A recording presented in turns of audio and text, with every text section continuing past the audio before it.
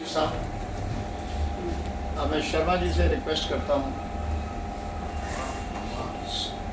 समय थोड़ा सा उस हिसाब से लें कि अभी जलपान के बाद इन सभी प्रश्नों को एक एक करके उत्तर भी दिया जाएगा। अपने बारे में बताएं और बाकी जैसा भी है। वेलकम।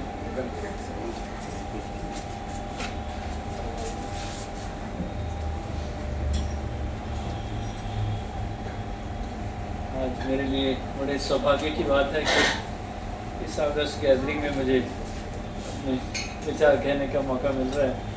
पहले आपको सादर प्रणाम करता हूँ माननीय दीदीवार जी और यहाँ बैठे सभी प्रबुद्ध जन। मैं पेशे से आयुर्वेद का चिकित्सक हूँ। पिताजी विदेश सेवा में रहे, वो एम्बेसडर थे। चाहते थे कि मेरा अकेला बेटा भी राजदूत बने और संयोग की बात है, अभी कुछ दिन पहले ही, लगभग 1 महीना पहले उनका देह अवसान हुआ है। 90 वर्ष की आयु में गए हैं वो, और श्री राम जन्मभूमि के अधिवक्ता रहे वो 32 साल। तो मेरे लिए सौभाग्य था कि वो मेरे पिताश्री चाहते थे मैं डिप्लोमेट बनूं, मगर एक घटना ऐसे परिवार में हुई जहाँ मेरी छोटी बहन बीमार पड़ी और किसी से ठीक नहीं हो रही थी कहीं से। तो मेरी दादी जो श्रीमद् भागवत पुराण की कथा करती थी डेली, मोहल्ले की बुजुर्ग औरतों को बुला करके, तो मुझसे श्रीमद् भागवत पुराण पढ़ाई जाती थी और उसको नरेट वो करती थी।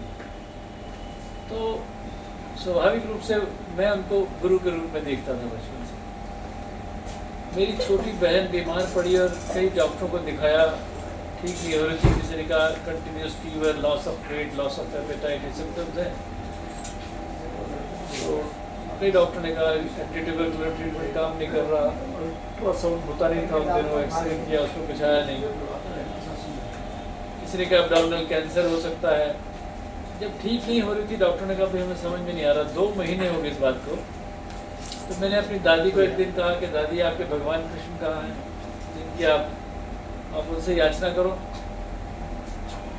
और अगर आपके भगवान कृष्ण कहीं नहीं है और आपकी बात नहीं सुनी जाती, तो कल से श्रीमद् भागवत पुराण का पाठ इस घर में नहीं होगा। और वो कहते कहते मैं रो पड़ा।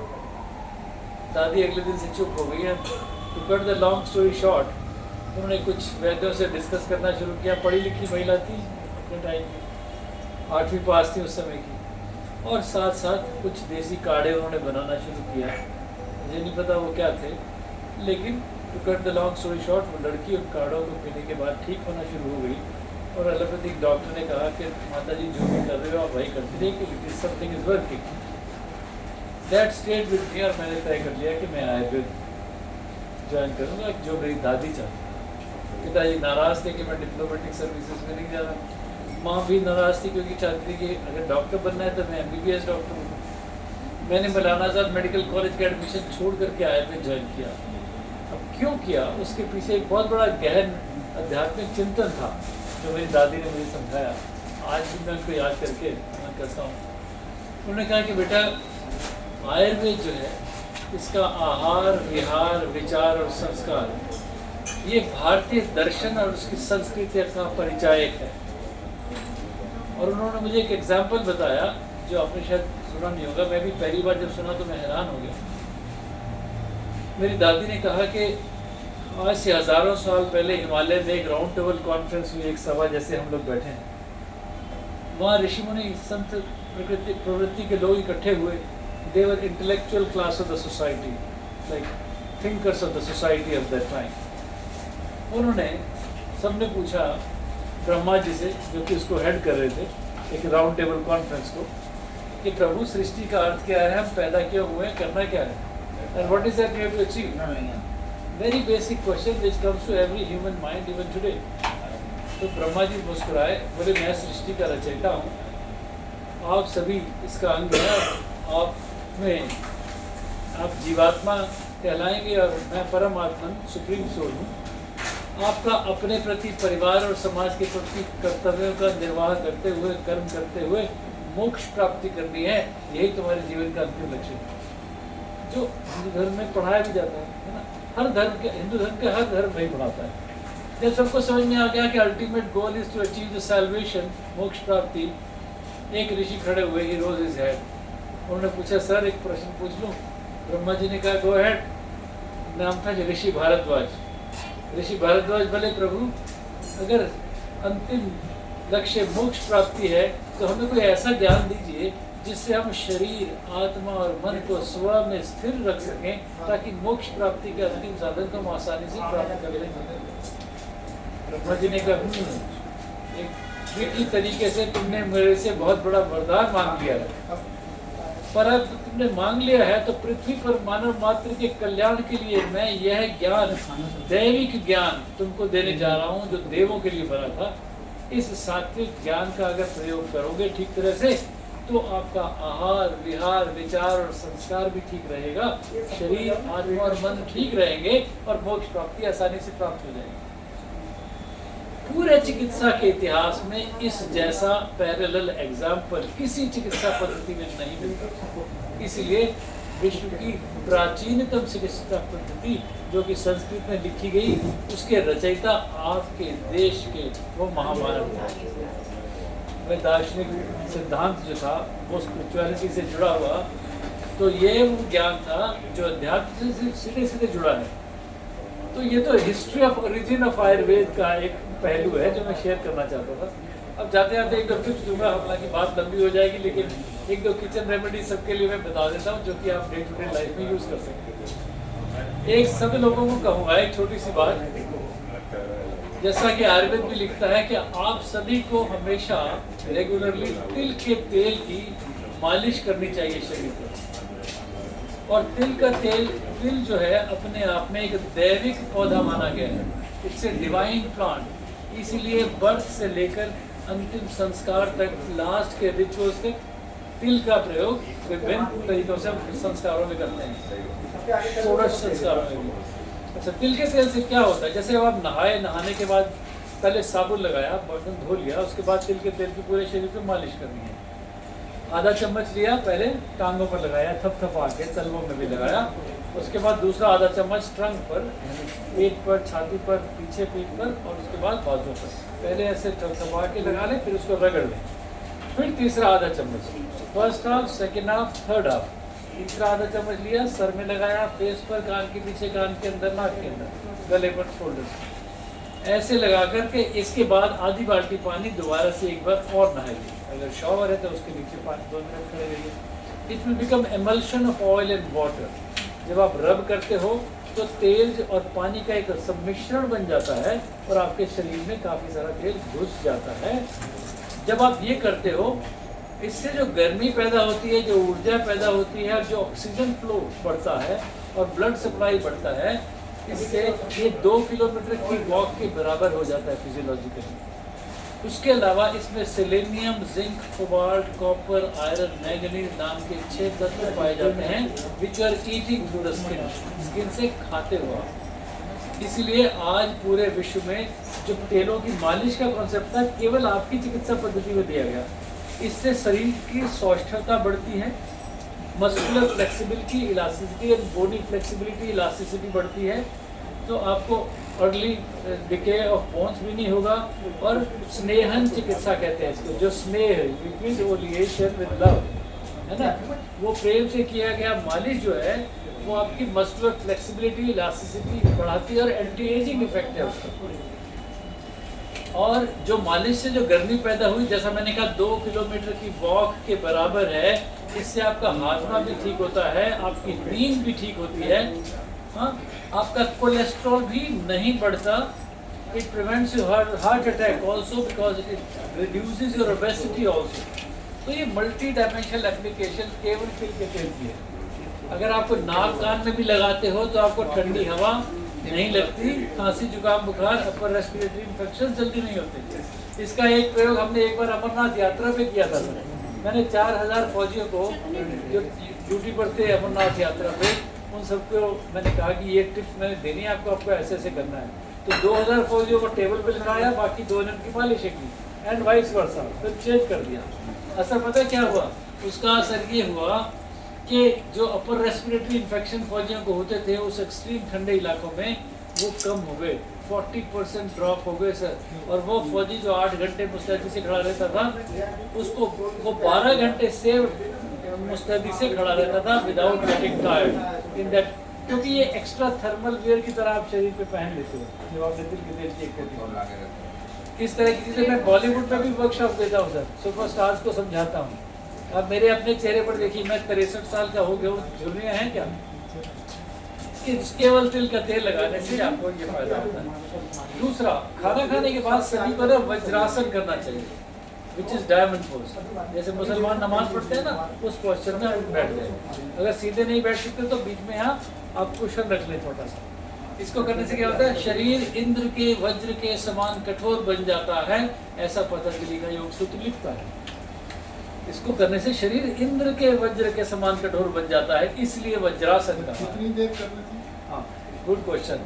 10 मिनट अगर बैठेंगे खाना खाने के बाद, 10 मिनट काफ़ी है, 15 मिनट तक भी बैठ सकते हैं, बट आइडियली मिनिमम 10 मिनट से बैठें। शुरुआत में आप 5 मिनट से शुरू करें। होता क्या है फिजियोलॉजिकली, द सर्कुलेशन ऑफ, ऐसे जब टांगे मोड़ लिया आपने तो circulation of blood cuts down towards legs, कम हो जाता है और पेट की तरफ बढ़ जाता है। इसलिए सारे red blood cells pizza delivery boy की तरह वहाँ जाकर के कैरियर बन जाते हैं फूड का, और जाके वहाँ से लीवर से उठाया, इंटेस्टाइन से डिस्ट्रीब्यूट कर दिया पूरी बॉडी में। तो अगेन, तो इसलिए उससे माइक्रो न्यूट्रिएंट्स का परसेंटेज ऑफ एब्जॉर्प्शन भी बढ़ गया। अगर आपका पेट खराब रहता है तो वो भी ठीक होना शुरू हो गया। इसलिए यही एक ऐसा योगासन है जो आप भोजन के फौरन बाद कर सकते हैं। इसलिए माइक्रो न्यूट्रिएंट्स परसेंटेज एब्जॉर्प्शन बढ़ गया, तो इम्यूनिटी बढ़ गई। इसके अलावा महिलाओं को समर्पित करता हूँ 1-2 योगासन। अब देखिए, एक आसन करते हैं पश्चिमोत्तानासन। पश्चिमोत्तानासन में क्या करते हैं? दोनों टांगें सीधी करके आप नीचे, हाँ, नितंबों के बाहर नीचे बैठ जाते हैं और जाके अपने अंगूठे पकड़ने की कोशिश करते हैं पैरों की, है ना। धीरे धीरे कोहनियाँ साइडों पर लगाने की कोशिश करें और माथा थाइस के ऊपर रखने की कोशिश करें, जितना आप जा सकते हैं। जरूरी नहीं पहले दिन पूरी तरह हो जाएगा। जब आप ऐसा करते हो तो क्या होता है? It brings a pelvic stretch here, जिससे आपकी फैलोपियन ट्यूब्स में सिकुड़ती हैं और फिर एक्सपेंड होती हैं जब आप वापस आते हो। तो it increases the blood flow and flexibility and elasticity in the reproductive organs. इसलिए महिलाओं को जो कष्ट आता हो, यानी कि मासिक धर्म में जो कष्ट हो, वो ठीक होता है। फर्टिलिटी, इसको पश्चिमोत्तानासन, इससे मासिक धर्म की गड़बड़ी ठीक होगी, यूट्राइन फाइब्रॉइड ठीक होगी, यूट्राइन कैंसर होने की प्रोबेबिलिटी कम हो जाती है रिमार्केबली। इन सभी कारणों के लिए फर्टिलिटी प्रमोटिंग है, ठीक है। और मेनोपॉजल स्टेज में भी it is one of the best drug of choice which ladies should do. इसके अलावा एक आसन होता है ना, बटरफ्लाई पॉस्चर, जिसको तितली आसन बोलते हैं, है ना, जिसमें दोनों पैर नमस्ते की पोजीशन में ऐसे जोड़े, स्क्वीज की अंदर को और ऐसे ऐसे किया। It also opens your pelvic area, increases the blood flow and oxygen supply। इसकी वजह से भी फर्टिलिटी भी इम्प्रूव होती है, मेंस्ट्रुअल साइकिल ठीक होता है, पेनफुल मेंस्ट्रुअल क्रैम्प्स वो भी ठीक होते हैं, यूट्राइन फाइब्रॉइड मायोमास ठीक होते हैं, और आपका गाइनो यूट्राइन हेल्थ अच्छी रहती है, हार्मोनल सिक्रीशंस हमेशा बैलेंस रहते हैं। इसके अलावा एक और चीज़ें बताया था, जिन लोगों को गठिया की ऑस्टियो या रूमेटॉइड आर्थराइटिस के पेन्स होते हैं, उनको क्या करना चाहिए? 1 चम्मच मेथी दाना लें, रात को 1 कप पानी में भिगोएं और अगले दिन सुबह उनको खाली पेट चबा करके खा लें और पानी भी पी लें। कुछ लोग बीज फेंक देते हैं और पानी पी लेते हैं, कुछ लोग पानी फेंक देते हैं और बीज खा लेते हैं। No, you should do both of that. उसकी केमिस्ट्री, जो भी कॉन्स्टिट्यूएंट्स भी पानी में आए हैं ना, वो आपने पीना है, केवल उसकी प्रकृति तासीर आपने थोड़ी सी बदल दी। वो स्प्राउटेड हो गया या सॉफ्ट हो गया, थोड़ा हल्का कड़वा होगा। ये किस किस चीज़ की दवाई है? डायबिटीज़ की भी दवाई है, आर्थराइटिस की भी दवाई है, अच्छा मेंस्ट्रुअल रेगुलेटर भी है। इसके अलावा नेचुरल फाइटोएस्ट्रोजेंस है इसके अंदर, जो कि विमेन हार्मोन को रिस्पॉन्सिबल है, इसको ठीक करने का। एंटी ओबेसिटी है और एंटी कोलेस्ट्रॉल भी है। मैं विश्व के कई देशों में, लगभग 34 देशों में गया हूँ और रेगुलर फैकल्टी हूँ वहाँ पर। मैं, मेरे पेशेंट में भी बहुत बड़ा एक डेटाबेस है, हिलेरी क्लिंटन से लेके प्रिंस चार्ल्स तक, और ऐसे बहुत सारे राष्ट्राध्यक्षों को देखने का सौभाग्य मिला। तो वहाँ जाकर के मैंने आयुर्वेद का डंका बजाया है, और देश की जो सांस्कृतिक चिकित्सा पद्धति है, इसको बड़े गर्व के साथ इसको मैं प्रचार करता हूँ। तो ये वैदिक वाङ्मय का इतिहास है। आज जो हम बात करते हैं शरीर, आत्मा और मन का इंटरकनेक्शन, जो गुरुदेव यहाँ कर रहे हैं, जो ये आप सब लोग कर रहे हैं, जिस तरह की संभाषाएं, ये भी चिकित्सा है। ये उसका अध्यात्म का इंटीग्रल पार्ट है। For the physical body, you come to people like us who are Ayurvedic doctors or any allopathic doctors. But for spiritual health, where do you go? He is your spiritual physician, है ना? Which acts like a multivitamin for the soul. आत्मा के लिए जो multivitamin है, वो हमें इन्हीं विचारों से मिलता है ऐसी जगह पर। दुर्भाग्य से ऐसी बहुत कम जगह है और ऐसे बहुत कम लोग बचे हैं इस समाज के अंदर जो उसकी जागृति की लौ जलाने की ताकत रखते हैं और उसको जलाए रखने में विश्वास रखते हैं। आप लोग, मतलब मैं मानता हूँ कि आप लोग फॉर्चुनेट हैं कि यार इतने लोग यहाँ इकट्ठे होकर के रेगुलर मिलते हैं। I was really enlightened to know that. कितने लोगों को ऐसा मौका मिलता है।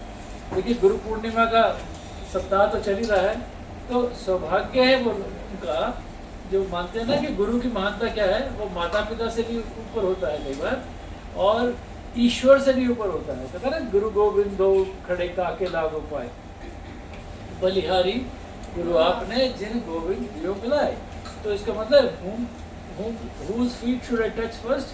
Guru's feet, क्योंकि वही तो गोविंद को मिलाता है, वही रास्ता बताता है कि मिलना क्या है, पर्पस क्या है ना, दृष्टिकोण देता है। इसलिए तो मैं तो ये समझता हूँ, मेरा परम सौभाग्य है कि इस अवसर पर मुझे यहाँ आने का मौका मिला। थोड़ा ज़्यादा बात लंबी हो गई, बहुत बहुत धन्यवाद। बस एक जाते जाते कहूँगा, रामधारी सिंह दिनकर जी ने लिखा था कि थे हार जाते अन्य देशी वैद्यवर जिस रोग से, थे हार जाते अन्य देशी वैद्यवर जिस रोग से, हम भस्म करते थे उसे भस्म के ही योग से, थे दूर देशों के नरपति हमको बुलाकर मानते, इतिहास साक्षी है हमें सब थे जगत गुरु जानते। बहुत बहुत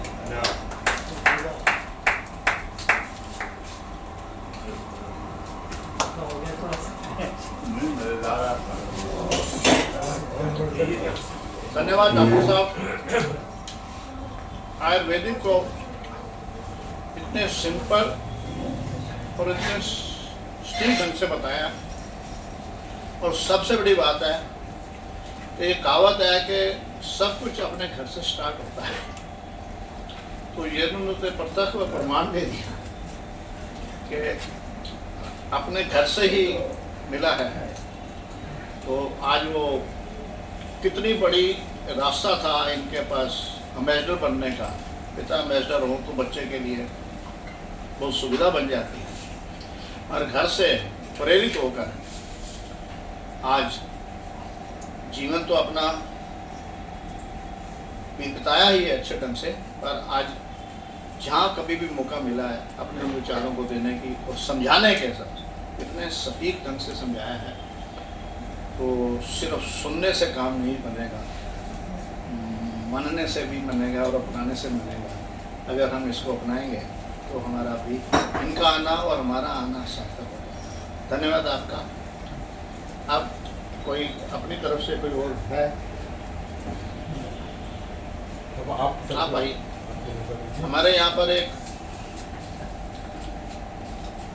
इशाक खान जी हैं जो दूरदर्शन से संबंधित हैं। और सबसे बड़ी बात यह है कि अभी धर्म की बात हो रही थी, मगर जितना संस्कृत का वेदों का इनका ज्ञान है वो अचंभित करने वाला है। हम मानने वालों को उसकी संस्कृति और वेदों का ज्ञान नहीं है। और सबसे बड़ी बात, उनका उच्चारण भी इतने सटीक ढंग से करते हैं कि उच्चारण से ही समझ आ जाता है उसका टीका या समर करने के होंगे। क्योंकि पुरातन समय में लिखित रूप में कुछ नहीं था, तो उच्चारण था। तो उच्चारण के अंदर ही सब कुछ है। हमारी जो लिपि है, कहाँ से लेके जाता गोविंद अक्षर में, तो वो उसी उच्चारण पे डिपेंड करता है। तो मैं निवेदन करता हूँ इशाक खान।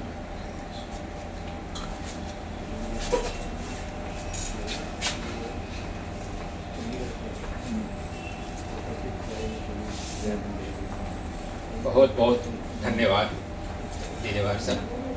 और मैं अपने विगत जन को प्रणाम करता हूँ। जैसा कि आपने बताया, मैं मोहम्मद इसहाक खान दूरदर्शन में एक छोटा सा कर्मी हूँ।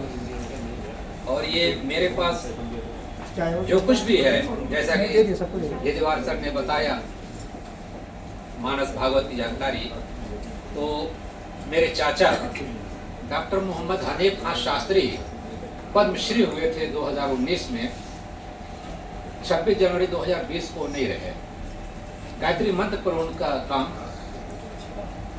700 श्लोक उन्हें कंठस्थ गीता के, और उनका हिंदी में पद्यानुवाद भी उनकी पुस्तक।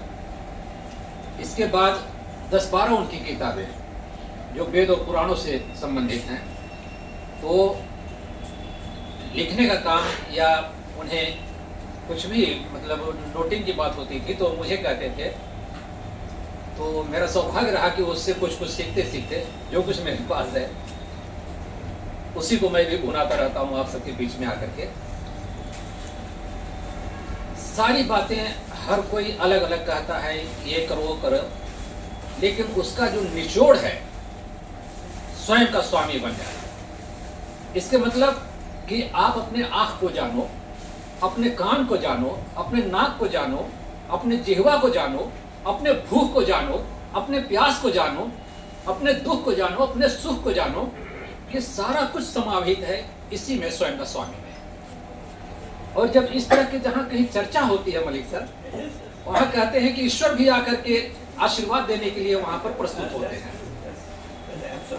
वो कहते हैं ना कि एक बार नारद मुनि जी विष्णु जी को ढूंढते ढूंढते परेशान हो गए, हर जगह गए, हर जगह ढूंढा, वो कहीं नहीं मिले।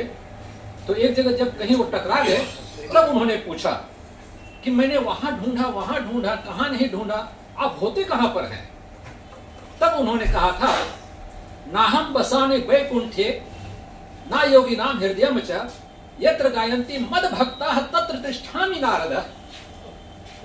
यानी कि न मैं तो स्वर्ग में होता हूं, न योगियों के हृदय में होता हूं, लेकिन एक बात का ध्यान रखना, जहां पर मस्ती में भक्तगण कीर्तन करते हैं वहां मैं मौजूद रहता हूं। ये बात होती है। तो और धर्म की भी बात आई थी अभी बीच में, तो धर्म भी परिभाषित नहीं है ऐसा कुछ कहा गया, लेकिन भागवत गीता में जो मेरी समझ है, कर्तव्य को धर्म कहा गया। यानी कि जब अर्जुन थोड़ा सा किंग कर्तव्य विमूढ़ हो गए, उन्हें नहीं पता चल रहा था कि आखिर मैं करूं क्या अपने सारे लोगों के बीच, और ये तो मेरे सखा हैं कृष्ण जी, तो इतनी ऊंची ऊंची बातें कर कैसे लेते हैं? तो फिर उन्होंने कहा कि ये आप अपना स्वरूप दिखाइए कि आप हैं कौन आखिर जो इतनी ऊंची ऊंची बातें कर रहे हैं। तो जब कृष्ण भगवान ने अपना विराट स्वरूप दिखाने की कोशिश की तो आकाशवाणी से ये आवाज आई कि इन नेत्रों से वो आपके विराट स्वरूप को नहीं देख सकते, इसलिए अर्जुन को दिव्य दृष्टि दो। यानी कि दिव्य दृष्टि देना एक ज्ञान शक्ति देने के बराबर हम मान सकते हैं। तो जब उन्हें दिव्य दृष्टि मिल गई, देखने की क्षमता उनकी बढ़ गई, तब भगवान कृष्ण ने विराट स्वरूप हासिल किया और पूछा कि अर्जुन अब बताओ कि मैं कौन हूं। तब उन्होंने कहा, तोमादिदेव पुरुषः पुराण तोमस विश्वस्य परम निधानम वेत्तासि वेद्यम च परम च धामं त्वया तदं विश्वमनंत। ये बात आई। तो इसी का चाचा ने हिंदी पद्य अनुवाद किया था कि आदि देव तुम पुरुष पुराण है, जग के आश्रयदाता, ज्ञाता और ज्ञातव्य तुम ही हो, परम धाम सबके त्राता, सबके आश्रयदाता हो और दिव्य ज्ञान रखने वाले, व्याप्त रहे हो तुम ही जगत में, हे अनंत रूपों वाले। ये उनका अनुवाद गीता का। तो इस तरीके से अभी कई बातें, कई विषय यहाँ पर रखे गए हैं। इन सब बातों को, इन सब प्रश्नों को, जैसा कि वादा किया है दीदेवार सर ने कि बाद में बताएंगे, तो सपने को लेकर के मैं, आज का जो विषय था वो सपना जान करके मैं यहाँ आया था कि सपने के बारे में कुछ जानने को मुझे मिलेगा।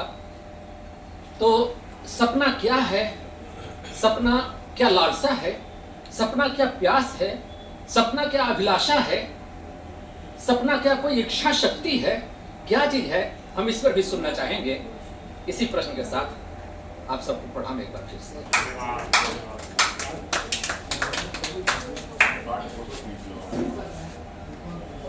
पहले तो मैं कहना चाहता हूँ कि आज का विषय जो था, तो यहाँ पर बात हुई कि उस विषय की जगह दूसरा विषय लिया जाए, तो यहाँ पर आदेश हुआ था तो विषय लिया जाए, जबकि आज का विषय जो है वो स्वप्न था, ड्रीम था। आदेश भी हुआ है तो उसको ब्रीफ के अंदर बताऊंगा, पर इसका अलग से बनेगी क्लास करने के लिए। पर स्वप्न है क्या, उस विषय पे आता था आधारित हूँ। बहुत लंबा विषय है जो आज का चैप्टर था, पर मूल ने कहते हुए संक्षिप्त रूप में उसे बताया। उनके सपना लालसा है, अभिलाषा है, काल्पनिक है, या सपना सिर्फ सपना है।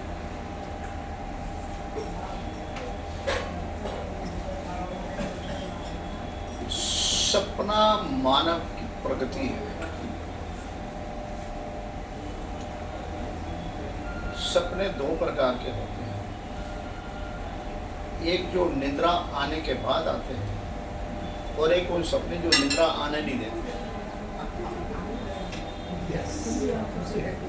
और वो सपने जो निद्रा आने नहीं देते, वो मानव की प्रगति है। और मानव ने जितनी भी प्रगति करी है, वो जागृत अवस्था में जो सपना देखा, संकल्प किया, उससे। कुछ सपने काल्पनिक होते हैं, वो सिर्फ सपने ही होते हैं। आज का विषय धर्म का था, धर्म पे चर्चा करी गई थी, मगर हमें सदियों से धर्म को इस हिसाब से बताया गया है कि उससे हट के थोड़ी सी भी बात की जाए तो अंदर घातक लगता है, थोड़ा सा अजीब सा लगता है। कहीं ऐसा लगता है कि यार ये क्या बात हो रही है, सदियों से चल रहा है, सारी दुनिया एक तरफ चल रही है, ये अलग से विचार करते हैं, ये क्या है। तो सपना एक काल्पनिक भी होता है, और हमारे वेदों ग्रंथों के अंदर काल्पनिक सपने बहुत उनका विशेष है। और काल्पनिक सपने वो होते हैं जो किसी और को आधार बना के लिखे गए, बताए गए, वो कभी पूर्ण नहीं होते, वो सिर्फ कल्पना में रहते हैं। हमारे कई वेदों ग्रंथों में ऐसी ऐसी काल्पनिक कथाएं हैं जिनको हम बुद्धि के तल पे कहें तो वो कहीं उतरते नहीं, और भावात्मक रूप में, श्रद्धा के रूप में, आस्था के रूप में हमें बताए जा रहे हैं। तो हमें प्रश्न करने की भी इजाज़त नहीं है, तो ऐसा हमें पुनर्पाप में मिलते हैं। तो वो कभी आधार नहीं होते हैं, मगर वो कल्पना का जो अपने लिए कल्पना करा होगा किसी व्यक्ति ने, वो निश्चित रूप से प्रकट होगा। उड़न खटोला था, वो गए थे, हमारे यहाँ पर बताया गया। डॉक्टर साहब कैलाश सिंह होंगे साहब के वेलकम सर आपका। सो अभी जैसे आयुर्वेदिक के ऊपर एलोपैथिक हुआ, डॉक्टर साहब का एलोपैथिक है, तो डॉक्टर बीच में बात आ गए डॉक्टर साहब। तो कोई जैसा अभी बताया था कि कोई इलाज ना हो तो हो जाता है, डॉक्टर साहब भी कुछ ऐसे इलाज नहीं होते एलोपैथिक में, मेरे यहाँ रिकमेंड कर देते हैं। ऐसा तो हमसे ना हो ये कर सकते हैं, हमारा काम तो सर्जरी है, असली तो यही संभाल तो ये प्रकट रूप में आधार है। मरीज को समझाना बहुत जरूरी है। तो जो सपना स्वयं के ऊपर देखा गया है, वो निश्चित रूप से प्रकट हुआ है। सपना है सॉफ्टवेयर और प्रकट है हार्डवेयर। किसी के मन में उड़न खटोला देखा था कि उसने भी पक्षी को उड़ते हुए देखा था, तो उड़न खटोले की रचना रच दी काल्पनिक दौर में, कोई ऐसा गया था वैसा गया था, वो जीवन में कभी उतरा नहीं। मगर उसी काल्पनिक घटना को व्यक्ति ने जब अपने जीवन के, अगर कोई पक्षी उड़ सकता है तो मैं भी उड़ना चाहूंगा, मैं भी उड़ूंगा, मैं भी उड़ सकता हूं, ये संकल्प उस व्यक्ति विशेष का आज हम सभी मानव उड़ रहे हैं जहाज के माध्यम से, वो पदार्थ बन गया। ये सृष्टि ने वो रचना, सृष्टि ने वो शक्ति मानव को दी है जो सृष्टि खुद नहीं कर सकती, मानव को दी है। और उस अभी कहते हैं अचंबा हो गया, अभी प्रकट हो गया, हमारी बात फर्ज होगी। सृष्टि सिर्फ और सिर्फ उससे ही सहयोग देती है, उसे ही गाइडलाइन देती है जिसका संकल्प 100% अपने भीतर होता है, उसे गाइडलाइन देती है। तो इसलिए ये मानव ने ही बना। एक मानव पता लगा कि सूरज चल रहा है, रोशनी आ रही है, अरे अंधेरा हो गया, कैसे हो गया? सूरज छिप गया। सूरज नहीं कभी छिपा, सूरज अपनी जगह है, मगर पृथ्वी का मगर जहां अंधेरा था वहां रोशन हो गया। मतलब सूरज कभी हिला नहीं, ना उदय हुआ है ना अस्त हुआ है। मगर हमारे हिसाब से सत्य वो बन गया जो सत्य मेरे लिए है। इसलिए सत्य हर पल बदलता रहता है। एक्चुअल सत्य का ज्ञान किसी को नहीं है, हर पल का सत्य है और व्यक्तिगत सत्य होता है, इस बात को। पर उसी मानव ने सपना देख लिया। ये क्या बात हुई? सूरज छुप गया तो मैं अंधकार में नहीं रहूंगा, कैसे हो सकता है? तो रोशनी बना, ये मानव के द्वारा। ये सपना जो सोने, और जो सपने सोने के बाद आते हैं वो सपने होते हैं जो हमारे बुद्धि में आते हैं या मन द्वारा प्रकट होते हैं, और वो पूर्ण नहीं होते हैं। लालसा वाइज, कामना वाइज, इच्छा वाइज वो फिर हमारे चित्त में चले जाते हैं। वो ग्रह होता है, भंडार होता है, वो डाउन हो जाता है। जिस प्रकार हम अपनी अलमारी के अंदर कपड़े रखते जैसा मर्जी कर दें, और जब निकालते हैं तो सभी बाहर आ जाते हैं, कौन सा लेना है कौन सा नहीं लेना, अपनी ड्रेस खराब हो जाती है। वैसे ही सपने उलझ हो जाते हैं जो हमसे रात में। तो हमारे को रात को सपने ना आए तो निश्चित रूप से मेरे को आंसर के रूप में आए मेरे उस प्रश्न का, तो जो भी मैं दिन में देखूं उसको निश्चित रूप से वही बैलेंस शीट बराबर कर। अभी बताइए हमारे डॉक्टर साहब ने कि हमारी संस्कृति के अंदर आयुर्वेदिक का ज्ञान हुआ। कहां से आया आयुर्वेदिक? कौन सा अनुसंधान था? कौन सी जड़ी बूटी थी? कौन कौन से ऐसे बनाई हुई थी प्रयोगशालाएं? नहीं, कोई प्रयोगशाला नहीं थी। वो किसी व्यक्ति के दृढ़ संकल्प में सांप ने काट लिया, चोट लगी, दृढ़ संकल्प हुआ, सपने में बताया कि इस जड़ी बूटी का इलाज ये जड़ी बूटी है, ये उस माध्यम से मिला है। कोई अनुसंधान नहीं। और सबसे गरीब मुल्क, आज भी गरीब है हम। कहने को तो हम कहते हैं सोने की चिड़िया है, सोने की चिड़िया है, हम विश्व गुरु बनने जा रहे हैं, आज भी वही के वही है। मगर उन्हीं लोगों ने पूरा विश्व, जिनको हम कहते हैं विकसित देश, और कितने डॉलर हैं, कितने पाउंड हैं, कितनी मिलियन डिलियन की बात करते हैं, मगर हमारे यहाँ पर गणित के ऊपर शब्द का उच्चारण था। इकाई, ढाई, सैकड़ा, हजार, 10,000, लाख, 10 लाख, करोड़, 10 करोड़, अरब, 10 अरब, खरब, पदम, कहां तक शब्द बने हैं जिनके पास कुछ था नहीं, पर तारों की गिनती कैसे करी? ये गिनती कहां से आई? ये भी सपने के माध्यम से उन्हें ज्ञान। तो सपने का अपना अपना महत्व है। और बार वाले ने सपना नहीं देखा, उन्होंने 3 ही बताया, 100,000 बिलियन ट्रिलियन कर दिए, बस उनको बाद से आके उन्हें गिनती कर। हमारे यहाँ पे किसी भाषा को देखा जाए कोई साइलेंट वर्ड्स नहीं है। बात करती है चिंतन की, बात करती है चिता की। अभी बात हुई थी, जो चिंतन करता है वो अकेला हो जाता है। नहीं, वही अकेला होगा जो अपना चिंतन को प्रकट नहीं कर पाएगा।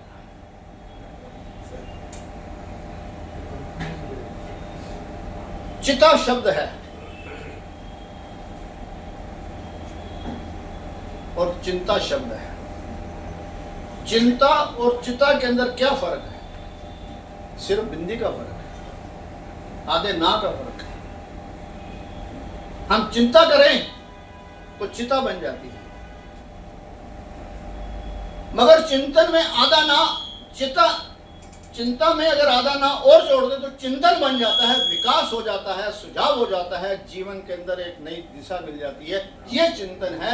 हमने ना को डिलीट करना है या आधे ना को आगे करना है, ये प्रगति का है। ये शब्दों की बात हुई थी तो उन शब्दों के नाम से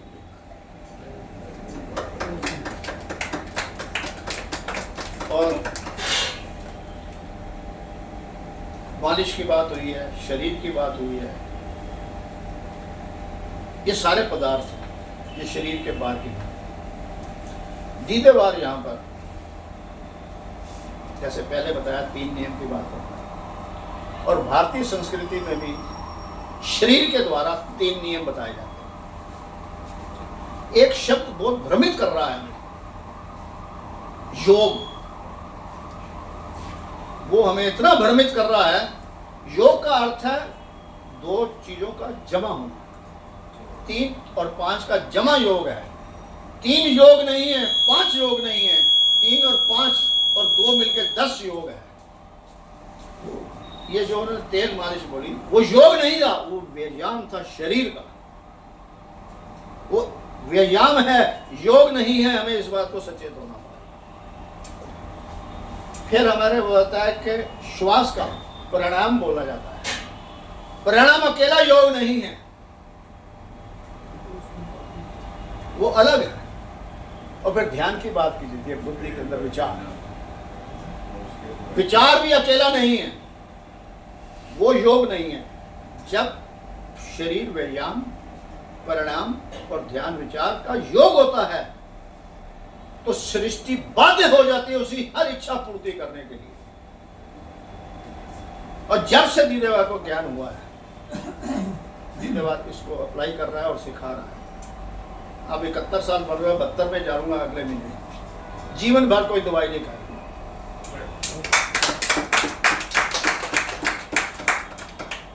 और आपके सामने है और किसी चीज का परहेज नहीं करा। एक ही परहेज करेगा, कोई परहेज नहीं करा, मगर स्वीकार भाव करा है, सम्मान करा है।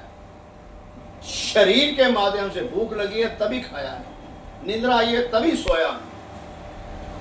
जो मिला है स्वीकार किया है तो ग्रहण करा है। स्वीकार नहीं किया तो कितना भी जोर डाले उसे ग्रहण नहीं किया, जैसे ने बताया। सो सबसे पहले स्वीकार भाव होना चाहिए। और जब ये तीनों का शरीर हम व्यायाम करते हैं, परिणाम करते हैं, विचार तीनों का करते हैं तो सृष्टि आपको सही कर देगी। यही कारण है कि मैं सिर्फ और सिर्फ विचार के माध्यम से डिप्रेशन का बड़े से बड़ा मरीज को ठीक कर दिया, यहां तक कि किडनी और हार्ट वाले को ठीक कर दिया। मगर समय लगता है क्योंकि बाहर से विचार बहुत ज्यादा है। और पहले मैं सबसे करता था, अब मैं 50 साल से कम उम्र वालों पे ध्यान देता हूँ। 60 प्लस वालों को बदलना बहुत मुश्किल होता है। और उसमें अगर इतनी मेहनत करूँ 10 साल और भी जी जाएंगे तो मैं कम से कम 100 आदमी को दूसरी जगह सेवा करके ठीक कर देता हूँ।